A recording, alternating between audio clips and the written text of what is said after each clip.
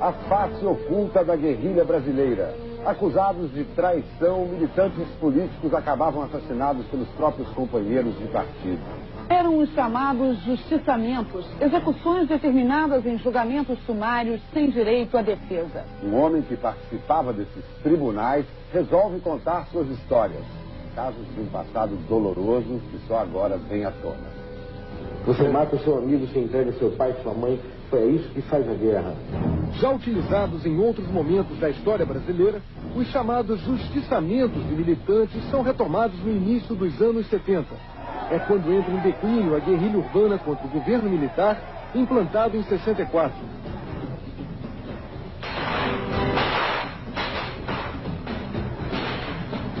O assassinato do ex-militante comunista Salatiel Teixeira Rolim, o chinês, foi provavelmente a última ação de justiçamento promovida por grupos guerrilheiros que atuaram no Brasil nas décadas de 60 e 70.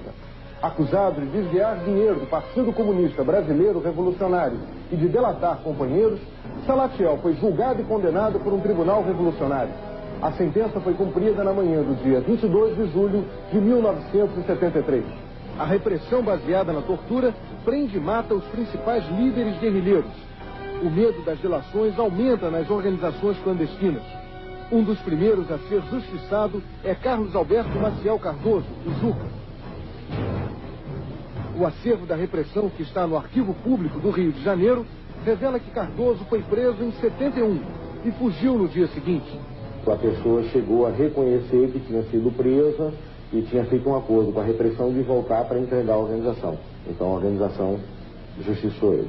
No dia 13 de novembro, 4 dias depois da prisão, Cardoso foi morto num subúrbio do Rio. Terroristas que pretendiam promover uma revolução socialista no Brasil nos moldes do regime implantado em Cuba. Esses grupos eram formados por pessoas que hoje fazem parte da política nacional. Entre eles, Dilma Vana Rousseff, integrante das organizações guerrilheiras Polop, Colina e VAR Palmares.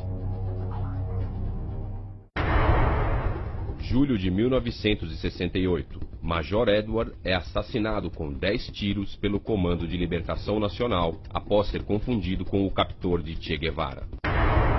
Julho de 1968, Dilma Rousseff era uma das líderes mais ativas do Comando de Libertação Nacional. Qual o grau de envolvimento de Dilma nesse crime? A imprensa buscou obter essa informação, mas por determinação do Superior Tribunal Militar, o processo de Dilma, que antes era público, foi separado dos demais e trancado num cofre.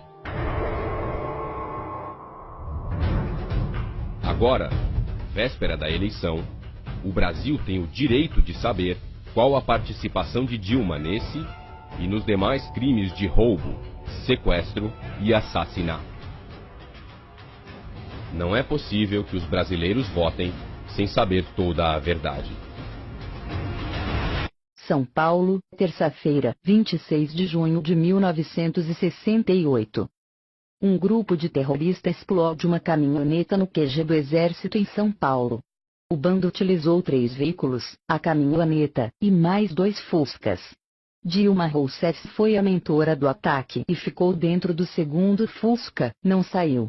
No ataque morreu o jovem Mário Cosel Filho. O atentado deixou diversos feridos e causou muito terror na cidade de São Paulo e no Brasil.